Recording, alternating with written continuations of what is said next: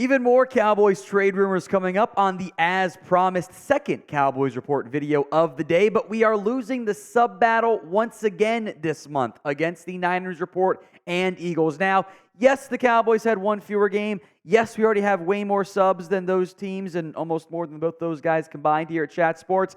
Doesn't mean we should be losing. Get more free videos multiple times per day over the course of each week by subbing right now here on the Cowboys Report. There are some bold trade rumors out there we'll get into. Don't shoot the messenger. It was The Athletic that mentioned Aaron Donald as a trade target for the Dallas Cowboys. It was, when I read the article, it was the gif of the one guy with the eye blinking going, oh, really now? Interesting, right? The Rams are not a bad football team. They're not great either. But they top out at maybe a back-end playoff team, the 7 seed, and bottom out somewhere in the early to late teens, somewhere in the early teens in terms of where they might finish. Donald's money is an issue, $13.5 million total this year. It'd be the prorated figure, so we'll say 8. $33.5 in total cash in 2024. There's 1 year left on his deal. Half of it would actually be owed on the cap in 2024, the rest in 2025. It would probably be a year-and-a-half rental of Aaron Donald. But it's also Aaron Donald. Again, don't shoot the messenger. This is what Jon Machota of The Athletic wrote on an Aaron Donald trade. I condensed it down to fit and took out some of the stat stuff, but it's what he wrote. LA would probably want a lot more than the Cowboys are willing to offer. This is highly unlikely, but it's worth at least kicking the tires. The Rams probably won't be able to get more for him than they can right now. Donald in the middle of the Cowboys defense would instantly make everyone better. No lies detected on that one. I think it is highly unlikely you make a splashy trade. A trade involving, getting a backup linebacker or a corner, somewhere in the Jonathan Hankins trade value range, I actually would find very believable for this Cowboys team. That one would not surprise me. Aaron Donald, as great as he is, would blow me away. This might be a player the Rams are just better off saying, nah, unless you demand a trade, we're going to make sure you retire as a member of the Rams organization. His numbers are down a little bit this year. The impact is not.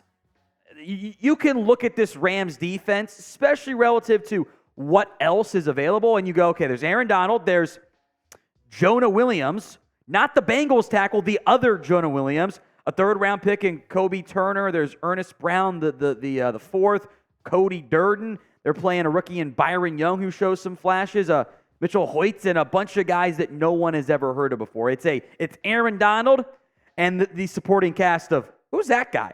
That's why the numbers are down. The impact's still there. It's just that you can double, triple team Donald with, not being worried about everybody else out there. But if you put him on this Cowboys team, imagine you go to your Fun 5 pass rush package, right? It's Osa Odigizua, who you'd still keep. It's Aaron Donald. It's DeMarcus Lawrence, it's Micah Parsons, and if you want to throw out Dante Fowler or Dorrance Armstrong, oh my goodness. How are you going to, you can't double Parsons and Aaron Donald. That's not doable. You can't keep 7 in to block every single play. Eventually, they're going to get some free runs to a loaded team if you were to make that happen. Now, the trade would be expensive. I think it costs you at least first-round pick. I would happily send my 2 even for a year-and-a-half rental of Aaron Donald, but I don't necessarily think you'd be able to, find a way to keep that figure below a 2, or above 2. I think it has to be a 1. I think that's the only way you make it happen. I'll throw in Neville Gallimore because, at that point, you wouldn't really be playing that much anyway. So would you trade a first for Aaron Donald? 1 for yes, 2 for no. It's the pinned comment of today's video. So if the ad comes on YouTube, take advantage of it. Head down there and let me know. The other big name mentioned as part of this athletic piece was Mike Evans. Now, I had more issues with Evans being available than maybe hypothetically Donald in terms of likelihood of being sellers, because the Bucs are in the middle of the NFC South race, right? And then, look, adding Evans would be a massive upgrade over what Michael Gallup has given Dallas over the course of this past season. Evans is he's a 1,000-yard lock every single year he puts it up. But the Bucs are contenders. Even if they're probably going to be one and done in the playoffs, it's very tough to convince an ownership, a head coaching staff, and a GM to go, hey, you might win your division, but you should trade away your best offensive player. That's a really tough sell to make to an actual fan base. Even if it makes some sense on paper of like, hey, you're not going to win a championship. Making themselves playoff teams, very tough to actually pull off there. Evans, meanwhile, through 6 games, already has 468 yards. You can do the math on what that translates to over the course of a season. We're approaching the best season he's had in 3 years. From that, yeah, seriously, that's where we're at with Mike Evans. That's how good he's been so far this year. It's very impressive results out of Mike Evans. He is still him. Here's what John wrote. The 30-year-old Evans still has plenty to offer. He's on pace for his 10th consecutive 1,000-yard season. Putting Evans on the outside with CeeDee Lamb and Brandon Cooks would do wonders for the entire offense, but certainly the red zone scoring. Again, no lies detected. And there is one very weird quirk that you have to mention when it comes to the Mike Evans trade potential and a trade value. Because Evans will be a 10th-year veteran when he hits NFL free agency, the most he can get in terms of the comp pick value is a 5th-round pick.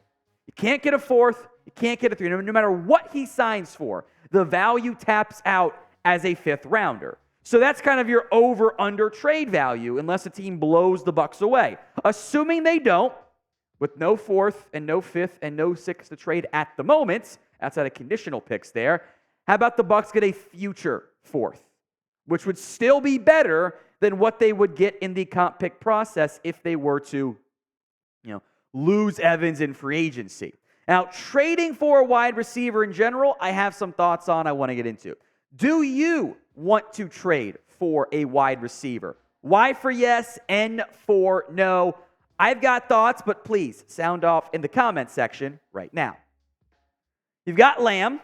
You have Brandon Cooks, who's not being utilized very well. And Michael Gallup, unfortunately, still does not quite look like the previous versions of Gallup and is getting way too big of a workload overall. My biggest issue with trading for a wide receiver, that money's a little bit expensive for Mike Evans. You can fudge that around there. But trading for a wide receiver right now, with this offense and with Mike McCarthy designing the offense as it stands right now, it's like buying your kid a toy. Because he begged him, pleaded, he saw it on TV, he wants to get it real bad because it's shiny and it lights up and everything. But he has a box of unopened toys he has not yet played with. So why would you buy him a new toy when he's not using the ones he has available? That's my issue. I think if the Cowboys have a good chance of making a trade, despite what Jerry might say about not wanting to, make the calls, I think they might look defense, linebacker, secondary instead, because they trust the kid, in this case Dan Quinn as opposed to Mike McCarthy, to actually play with the toy and maximize it more than the head coach, which is maybe a bit of indictment on your current head coach.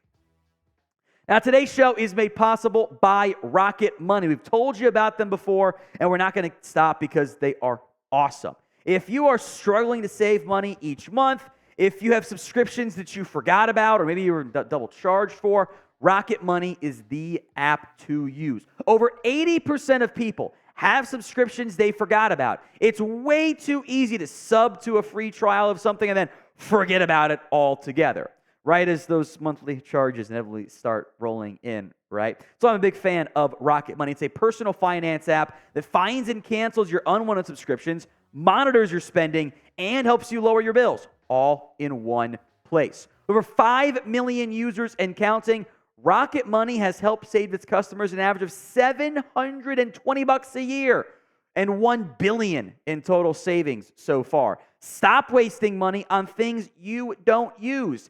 Cancel your unwanted subscriptions and manage your money the easy way by going to rocketmoney.com/Cowboys. That's rocketmoney.com/Cowboys. Link will be in the comments section and the description of today's show. rocketmoney.com/Cowboys. Or sticking with the bold ones. I said they were bold. They're all big names, aren't they? Nick Wright of FS1, who, I'll hold my thoughts. Mike has made those pretty clear. Wants the Cowboys to pursue Saquon Barkley in a trade, which is classic talking head of, ooh, sexy running back name. Ooh, Dallas. Let's make those two connect there. Publicly and privately, by the way, the Giants have said they are not trading Saquon Barkley at the deadline. They've even told that to Barkley himself. I would also like to make note of the reality of the situation. When was the last time a running back put the team over the top, as I so frequently see mentioned when it comes to trading for a big name? Survey says Emmitt Smith. That was a long time ago, guys. Not how the NFL operates anymore. Now, Barkley's numbers have been limited. He's been injured again. The Giants' O-line is a mess, and which is also kind of my point, right? Like, if the O-line causes the running back to be under 4 yards per carry, as is for almost every player when the O-line's not very good, maybe you should invest premium draft capital into a running back. My thoughts on that one there. A Pollard-Barkley duo certainly would be fun.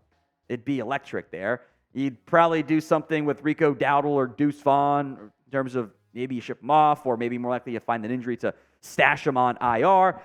For what the Giants have publicly been saying about Saquon Barkley and how they value him and what the trade might look like, I have heard.